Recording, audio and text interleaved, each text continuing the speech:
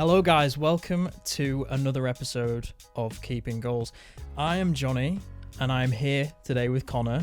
You all know Conor, you might not know me. I went to uni with Conor all the way through Loughborough. We made videos together and I know his story pretty well by now, but I wanted to chat with him today about playing abroad and specifically how one of you guys might end up playing abroad and what advice could he give to you. So if you don't know already, Conor has played in Spain, Gibraltar and Sweden most recently, and now back in the UK, of course, playing for Macclesfield. But for some of you who might not have followed the full journey on Keeping Goals, this will be like a little bit of a quick recap as well as some advice for you guys. So I wanted to start off though with some things that Conor has probably never answered before. But nice. They're kind of quickfire questions, okay? Yeah, love it. Right. First of all, before we get into the quickfire questions, how about Johnny with the presenting? Johnny is the one running Keeping Goals, running the channel, behind the scenes. All of this is Johnny's unbelievable talent. All that you see on the camera. But he can now add presenting to his repertoire as well, so... Not quite sure about that just yet. There we go. Right, we'll quickfire, go on, hit me. Quickfire, okay. First one, hot or cold? Oh. Like, in terms of extremes, because like you said, it's interesting. We've had pre-seasons in Madrid at 40 degrees. We've had pre-seasons in Peterborough at minus 20 degrees.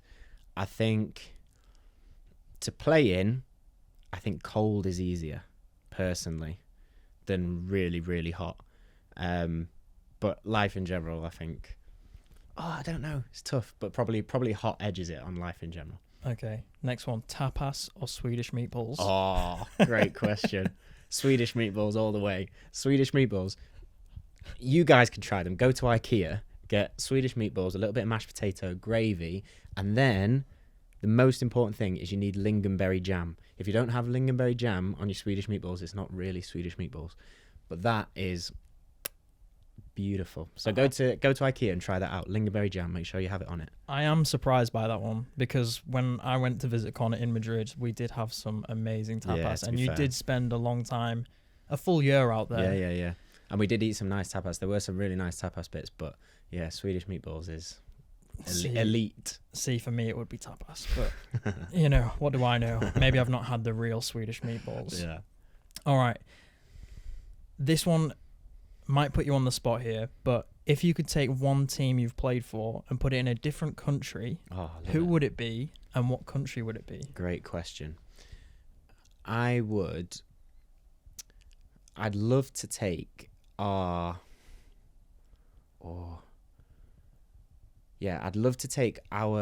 PTA 2021 team, which I think is probably the best foreign team I played in terms of talent. I'd love to take them and bring them to England and see how we did in England, because I think that would be really interesting. I think physically, if we got on a horrid pitch against a horrible team, we might find it difficult, but technically and tactically we could play against some really good teams. And then at the same time, I'd like to take our Macclesfield team from now to Sweden and see how we do in the Swedish pyramid, because I think we do really, really well. So it's quite interesting because the styles are very different. Yeah.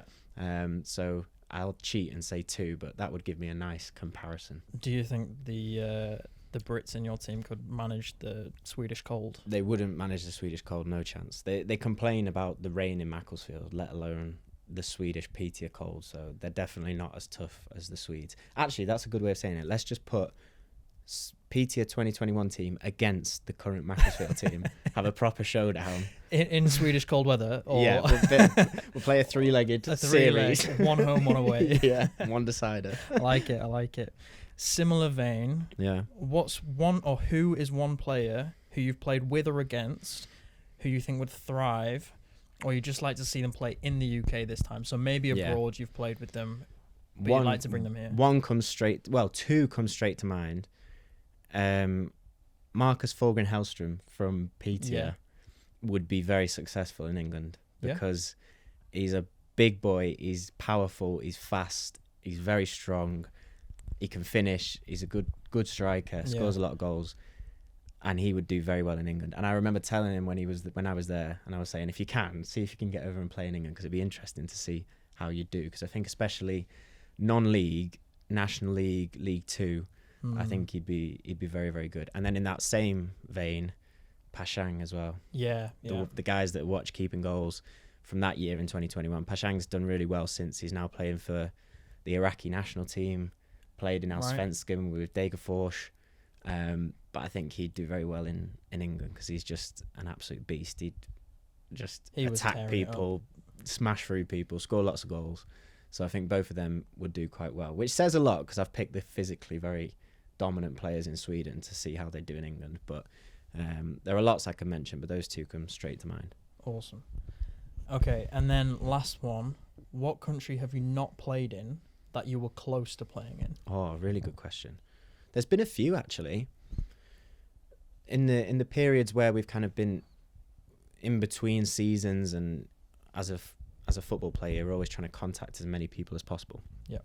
And you reach out to as many of your contacts. Scotland came very close. Actually, before I went to Sweden, that same gap, I was talking a lot with some people up in Scotland, and that would have been interesting. And then further afield, Canada was actually one. Oh. I don't think I ever told you that. No. But yeah, there was one in Canada. I remember talking to some connections in Canada, and that went on for quite a long time. I don't think I've even told Frankie that, so she'll probably tell me off that I was setting up big moves abroad. I think Frankie might like Canada. Yeah, I think Canada would be cool. My cousin's out there now, actually. So I've got some family out in Canada. I love it. Nice. You might need a Ottawa, Keeping Goals trip to Canada. Vancouver. Yeah, but that's the nice thing about football. Played all over the globe. Yeah. You can theoretically play anywhere. So it's a great mode of taking your life to other places through something that you love, which I think is a nice segue into the conversation. Very good. Yeah, you'll be glad to know that is the last. They were really good, by the way. I'm impressed. I'm liking the quick fire questions. You're going to take my job as presenter in front of camera now. Don't don't give him any ideas. All right, let's move on to kind of the main part of the purpose of this episode, sharing a little bit more about your journey that we might not have already heard throughout Keeping Goals so far. Firstly, from where you've started, you started in Macclesfield when you were younger at the academy here. Yeah. You ended up going to Loughborough University, as many of you will know. Yeah. Tell me how playing abroad came about and what made you decide that you wanted to do it. We were having this conversation the other day, actually, me and Frankie, because I heard something on the radio which was talking about, is university worth it? Is it still applicable to people? And actually, one of the things that I massively credit going to Loughborough with was how it kind of broadened my horizons in terms of my career, not only in football, but working, that I could move to different places and work in different places. Because, like you said, we met at Loughborough. Johnny was the first person I met on moving in day when we went into halls. And very good first impression, by the way. You probably won't know this story, but we were moving into halls and everyone was unpacking, and I walked into my room and Conor comes out with a busted lip and like, did you have a black eye? Yeah, probably. A busted lip and a black eye, and he's like, "Oh, hi, I'm Conor," and immediately I was like, "Oh, red flags, you know." Oh my gosh, what am I? I'm having to live with this guy for a full year. I'd been playing for Loughborough football team the night before, got a full boot to the face away at Coventry Sphinx or somewhere ridiculous, busted my lip, had stitches and all sorts, so it wasn't great first impressions. But since then, like you guys know, we've worked together on Keeping Goals. But my degree at Loughborough was international business, and part of my degree, as you said, I could either do a placement year working in industry or I could study abroad. And I chose to study abroad because I wanted to keep playing my football. I was part of the first team at Loughborough. I was enjoying my football. I wanted to get back into the kind of full-time professional game after leaving uni. So I've made that choice to study abroad. And I looked through all the universities that were connected to Loughborough, and I found one in Madrid. I'd grown up watching Spanish football. Iker Casillas was a massive idol of mine. And I thought, well, that's a great opportunity to kind of study in Madrid, but more importantly, try and find a football team and see if I could play in Spain. So then the story that I've told quite a few times, which I won't go into loads of detail on, but I tried to find a team in Madrid and I didn't have any connections. A lot of this is common with young footballers when you're trying to find new clubs, be that in this country or abroad. I get a lot of messages asking me, how do I do it? And the reply is always, use your network, use your connections. But when you're young, you don't always have a big network, or you don't have many connections, because that's normally built up over time with the players that you play with, or coaches that you work with, or agents that you know, or scouts, etc. And especially going into a new country, you have very few connections in that place. So I didn't speak Spanish. I didn't have an agent. I definitely didn't have a Spanish agent. I'd never played with Spanish players or worked with Spanish coaches, but I needed to get a team in Madrid because that was where I was going to be for a year. So it was basically the choice of how do you do that, and that fell to a lot of time and a lot of effort from your own resources. So I was fortunate that Frankie spoke Spanish, so I decided I would write out a letter that would explain who I was, where I'd played, why I wanted to join a team or train with a team. Frankie translated it for me, and then I wrote that letter out hundreds of times, handwritten, and addressed it to coaches and directors of football of pretty much every club within an hour of Madrid from the top 5 divisions. Went down to Ryman's, bought loads of gold envelopes, put all those letters in gold envelopes, sent them off to all these clubs, made a massive spreadsheet of all the managers, the addresses, the telephone numbers, the email addresses, sent them all off through the summer, didn't get anything back, which is another common theme when you're trying to find a new team, especially abroad. It's very rare that you get a response. But that didn't kind of put me off. So me and Frankie and my dad, actually, we booked a flight, went to Madrid, hired a car, and drove to every single one of those clubs and gave them a second letter by hand, tried to meet them, tried to interrupt and intercept them all, give that letter to them. And it was by doing that that we managed to get, first of all, pre-season training at Rayo Vallecano, which was a great club, kind of between La Liga and the second division. And then after that pre-season, was invited into a club called Fuenlabrada, and that was the start of my kind of playing abroad journey. But it was a case of knocking on hundreds and hundreds of theoretical doors, and eventually one opened. But that was kind of the persistence that you needed in order to create an opportunity, especially abroad. Yeah. So maybe jumping ahead a bit, but your time abroad in Spain, yeah, and then having to come back, how did you make sure that you... Because obviously we know now that you wanted to continue playing football professionally afterwards. How did you make sure that you kept up those contacts when you came back? That's another really interesting part of football, because we all watch football and we see the very top players, and the top players have top agents, and the top agents make a lot of money because they do a lot of work in terms of setting those players up with their next move or partnering them with teams when they're out of contract. The problem when you drop down a few layers is you're no longer moving for big transfer fees, and agents make their money in general from transfer fees and big contracts which players sign. So I get a lot of people asking me, how do I get an agent? How do I get a good agent? Someone that's going to help me or give me that opportunity. And I say, well, first of all, is the agent going to make any money out of you? Because that's their job. Yeah. They're going to focus on the players who are going to move and make them a lot of money as a business. Yeah. You might find some agents who are just starting out that are trying to make a name for themselves, who are going to help you initially. And then if you go and do well, you might then earn them some money further on.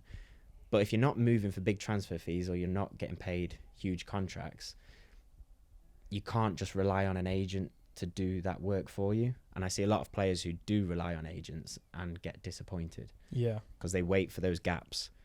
And then when those gaps come, they're ringing up their agent all the time, and their agent's like, well, I've got 20, 30 players that I'm trying to move. Some of them might be making me more money, so I'm going to give them more attention.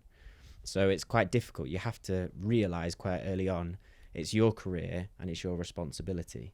And it's your responsibility to, like you say, take care of the contacts that you've made, keep in touch with players that you've played with, coaches that you've worked with.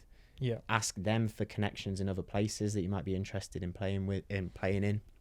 So asking coaches that you've worked with and done well for, do you know anybody that works in this country or this league or at this club? Yeah. And use them to get you introduced to other people. And that's how you build up slowly that big network. And it's a hard job because you want to concentrate on playing, but it is part of the job that you need to keep making those connections and keeping those connections.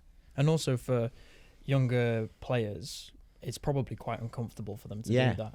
Definitely. You know, approaching an adult who, you know, that's been their job. They know players, they know coaches around the world. They've got a lot of experience having those conversations with people. But for the young people who are actually having to put themselves out there, it's pretty nerve-wracking, right? Yeah, really nerve-wracking. And it's probably the same in any job. I mean, when you started out doing this as a job, you had to build up a contact list of clients, and you had to build up a list of people that you wanted to work for. Yeah. And initially knocking on that door, introducing yourself, telling people what you do, and trying to almost sell yourself and what you do is really difficult. And it takes time to kind of build up the confidence. Yeah. But one way of doing it is through repetition. The more often you do it, the easier it is. And the second thing to remember is no one's going to give you anything. So if you don't do it, nothing's going to come. And you'll be sitting there thinking, why does no one ring the phone? Why does no one give me a chance? Yeah. You need to create that chance and find that door and kick it down yourself, really. Yeah. And that can be even more difficult if you're doing it in a different country or a different language or different cultures. But it's hard work. I don't know if it's just me, but whenever I have one of those conversations, which initially feels really uncomfortable, I've now seemed to have developed this ability to kind of separate my own emotion from what I need to say. Yeah. If that makes sense. Is that something that you think that you've developed over a period of time as well, where however nervous you might be feeling on the inside, however much you think you might stumble on your words or make a fool of yourself, whatever you need out of the conversation, you have to say it, you know, assertively. Take your own emotion out of it. Am I embarrassed? Am I, you know, going to make a fool of myself or whatever? Just leave that behind and almost separate those two parts of your personality out of it a little bit. Yeah, leaving the emotion out of it is important, because a lot of pride is in it as well. It's your career and you want to do well with it. So you get nervous, you don't want to mess it up. But taking that emotion out helps. And I think the older you get and the more times you do it, the more experience you have to fall back on, and also the more reputation you have or evidence to showcase what you do. Okay. So getting your first client, getting my first club is difficult because you haven't got anything to show. You've got a blank CV.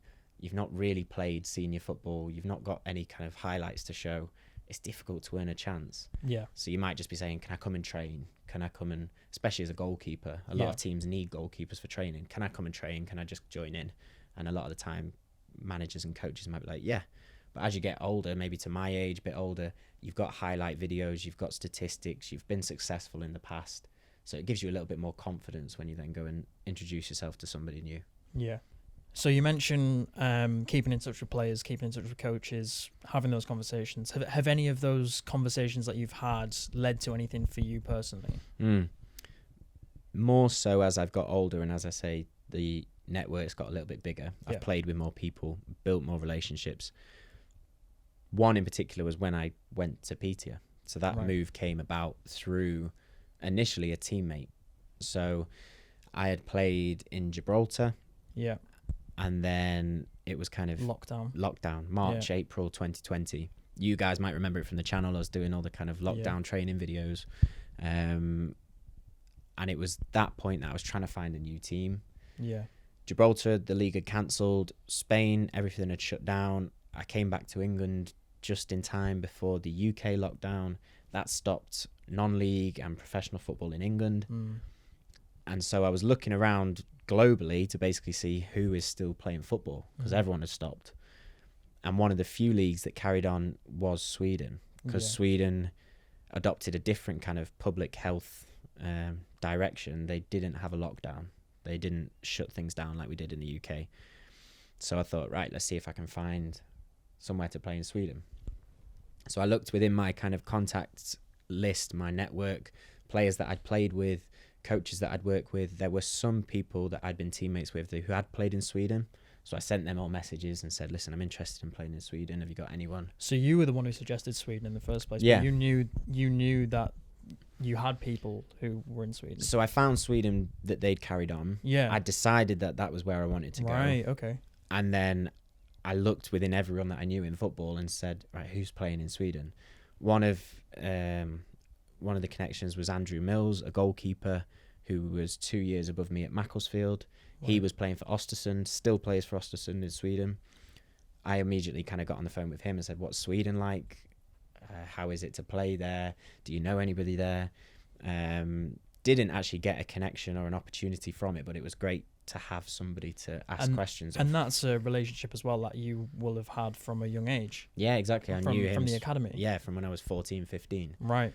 And so speaking to people like that and seeing where they've gone and what they've done, asking them questions, saying, can I ring you for 5 minutes just to ask you about this?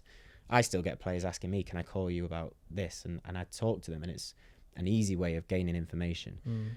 But then I found through a teammate that I'd had in Gibraltar, he mentioned that his agent had placed people in Sweden. So I again asked him, can I speak to your agent? Spoke to the agent. He said, let me do some digging, see if there's any opportunities. Got a call back. There's a team in the 4th division in Sweden. They need a goalkeeper because the goalie's broken his wrist. So I was like, yep, cool. Get me on the phone to them. Let me speak to them. I had a Zoom call with the director of football. Basically said, yeah, we need you for, there were 3 or 4 months left of the season. I agreed to it before I even looked on the computer and typed in, where is Petia? Very far north. The map just went up. So Petia, you guys will remember from the vlogs, 2 hours south of the Arctic Circle. A very northern town in Sweden, very small. Me and Frankie looked at it on the computer and went, wow, what's this going to be like?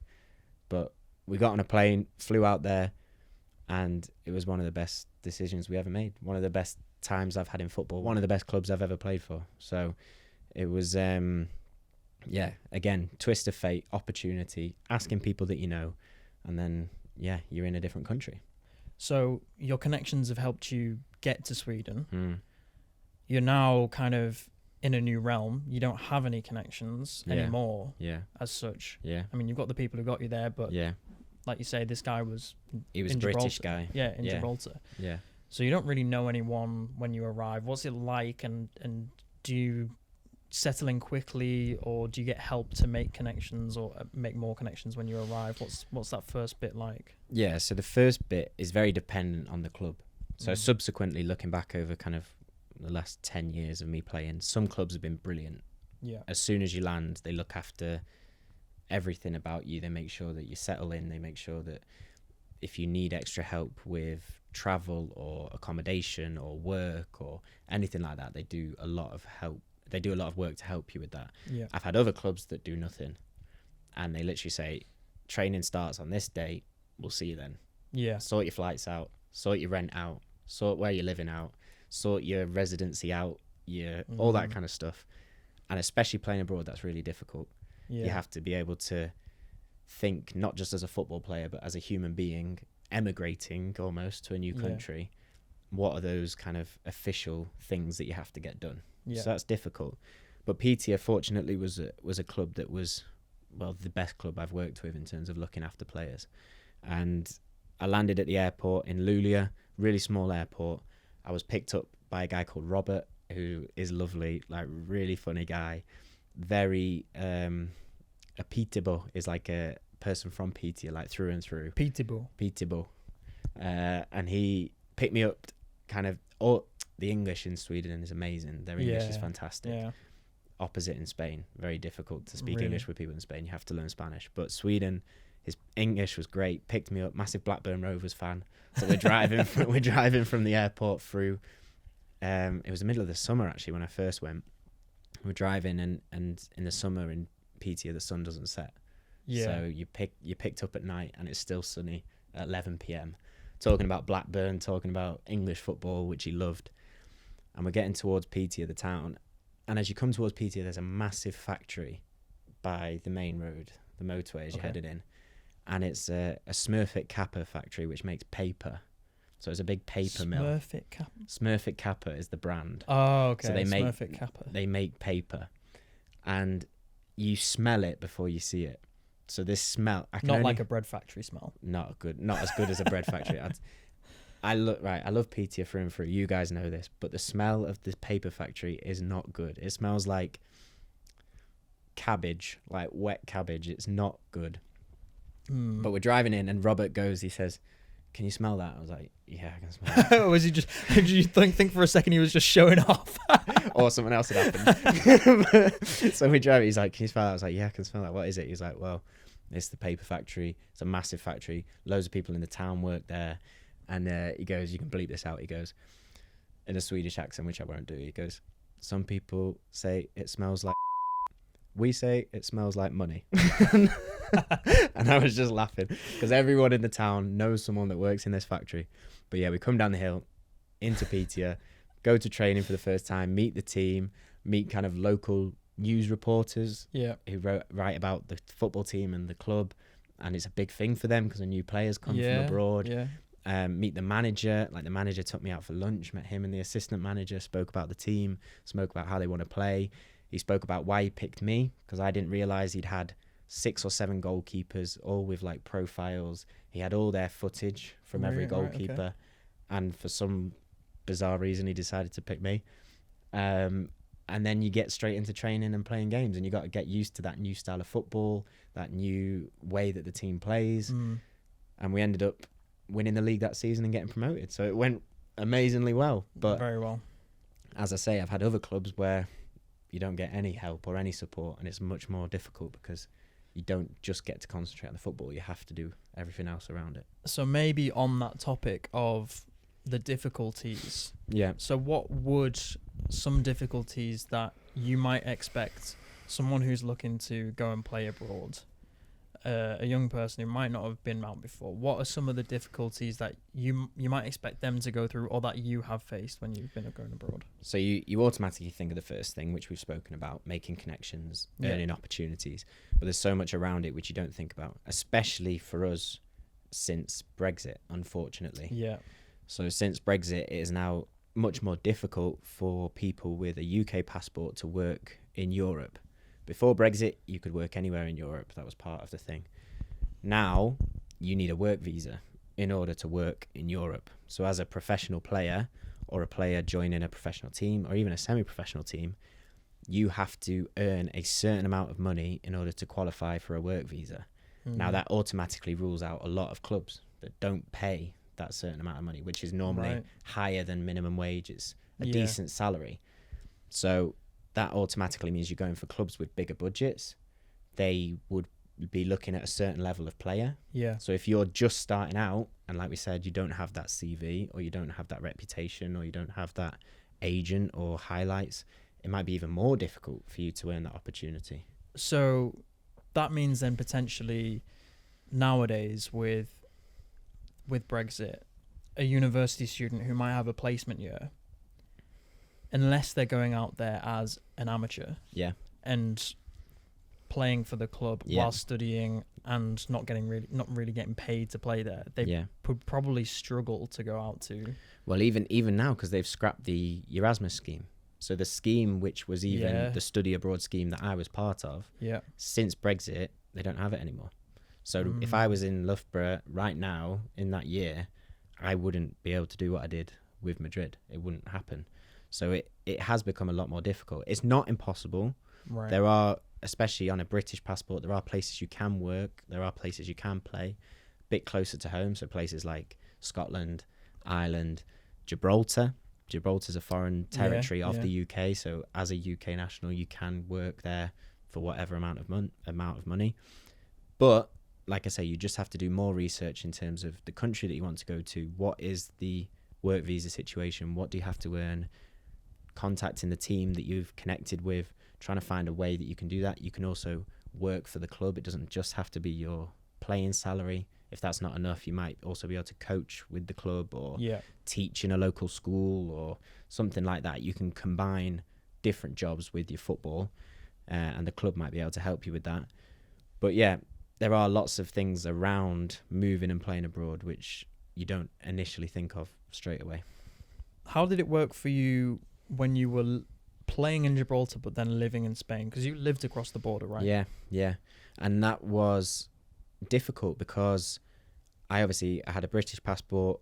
I subsequently gained an Irish passport when I was in Sweden, which made it a lot more easy for me. I've got Irish family. But when I was in Gibraltar, I only had a British passport, easy for you to say.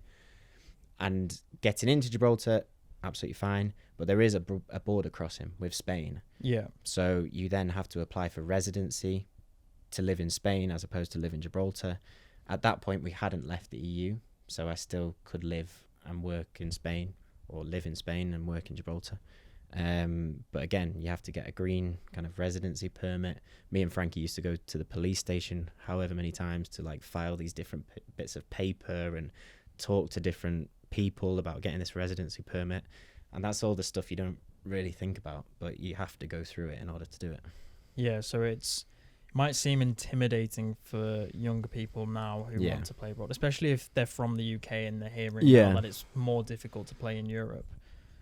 What are some things that you can reassure them with that it is an option for them? How would you reassure them that they can still do it? So there are clubs who do kind of build their model on having foreign players coming in. Right. So try and work out if there's a particular country that you want to go to. Have a look, go on Transfer Market. It's a great website. Lists all the clubs in different leagues. You can then go into those clubs and see every player that's playing for each of those clubs. If you want to play in, let's pluck one out of the air, if you want to play in Denmark, you go and look at the different leagues in Denmark, look at the different teams in Denmark, look at those squad lists of those different teams, see if you can find a British player playing at a particular club, or a Scottish player, or an Irish player. Find them on Instagram, send them a message, find them on Twitter, find them on LinkedIn. It doesn't just mean coaches, players either. You can do that with coaches. So there are lots of British coaches working abroad. Find where they play. You don't necessarily need to ask them for a trial or an in, but just send a message and say, listen, I'm interested in playing in this country. In the country itself. How did you get there? Yeah. What was some tips that you found which were helpful for you? Is there anybody that you recommend speaking to or listening to? Yeah. And again, use that, build that network out a little bit, and use that kind of common nationality as a framework for asking questions. Great tip. I like it. Okay, so what might some of the differences be to playing in England in a non-league team when you're abroad? Yeah. Different styles of play. Yeah. Different country, different culture.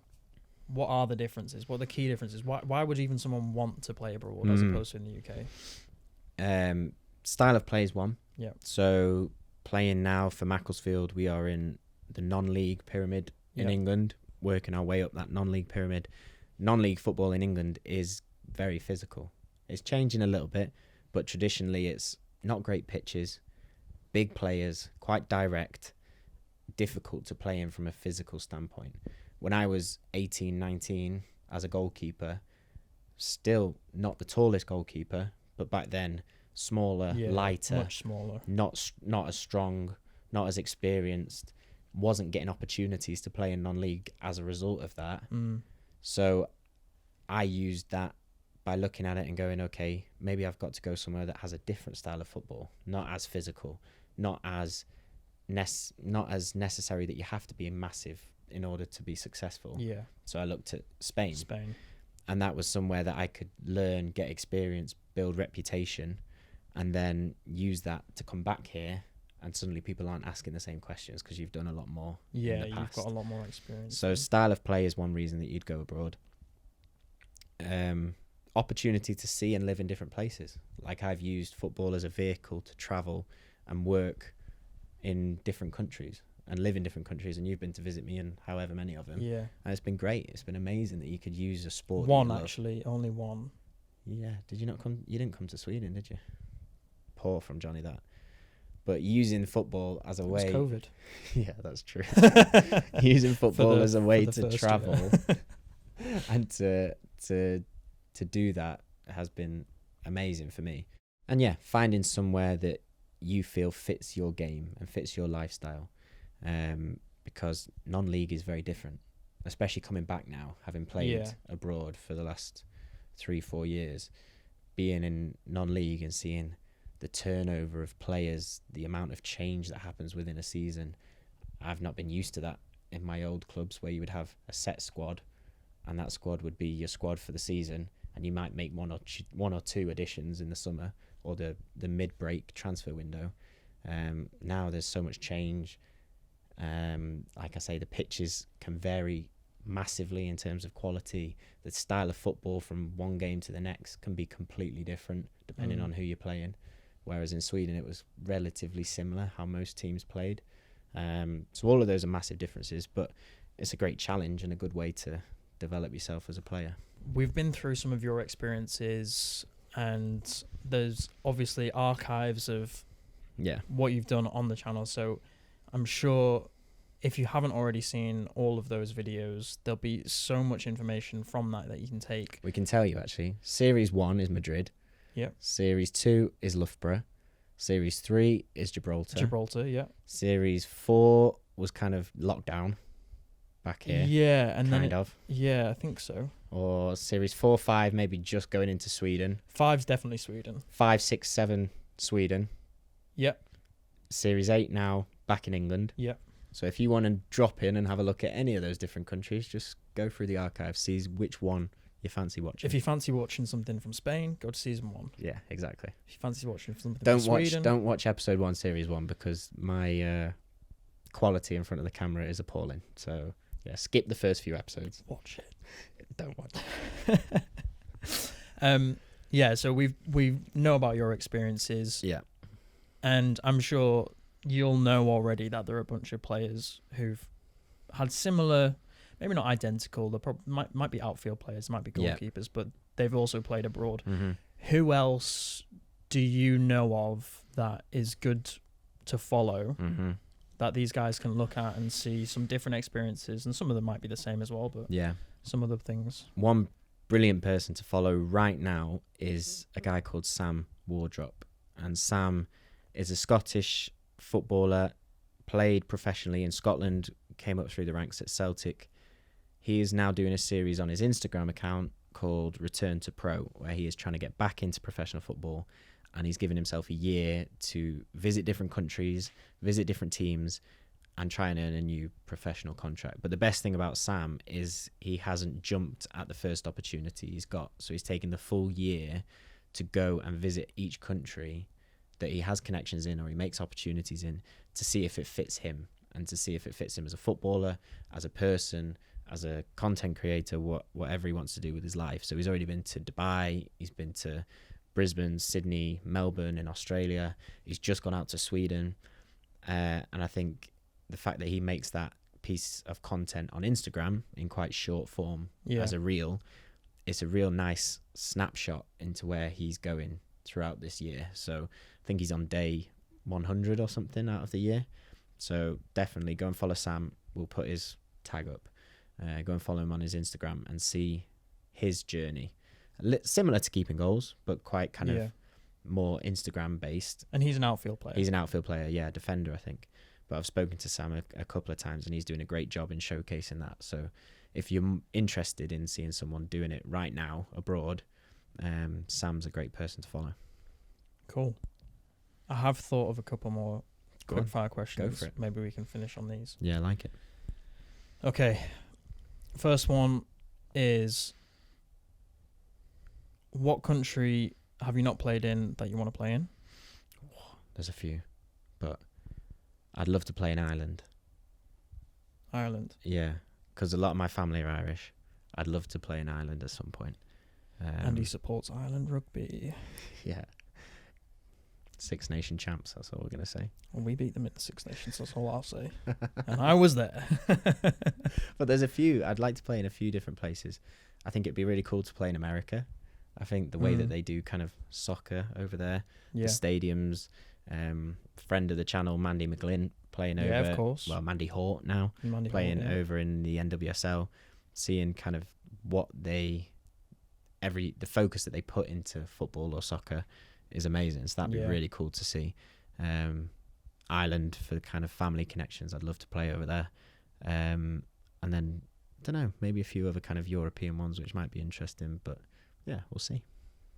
And then there was one more. It slipped my mind, but it'll come back in a second.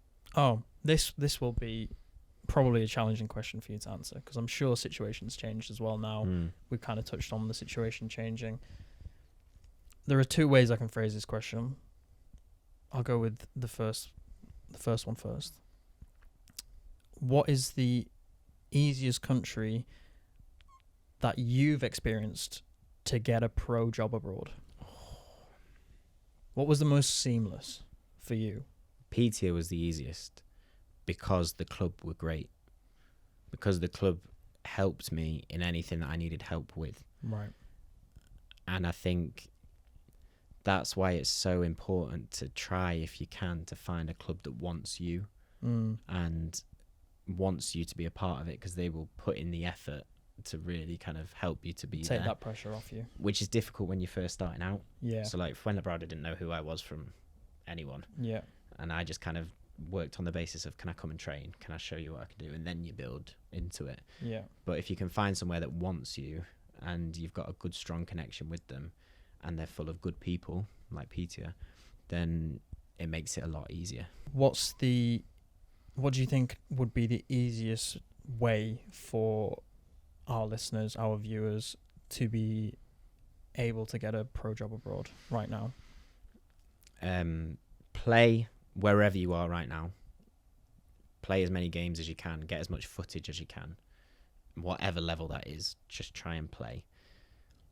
If you're starting from scratch, do what I did, which is just create something out of nothing. Try and be creative with it. I did it with letters and gold envelopes and visiting people, and social media. We haven't really touched on that. Social media is a great one. Yeah. Like, I mean, at the point that I went out to Spain, I didn't really have a social media kind of presence, I don't think. But since that, with what we've done on the channel and what we've done kind of on other pages, that has created links, because people have seen what I could do. Like when we first started Keeping Goals, when I first kind of put effort into the Instagram account, it was to try and showcase my ability.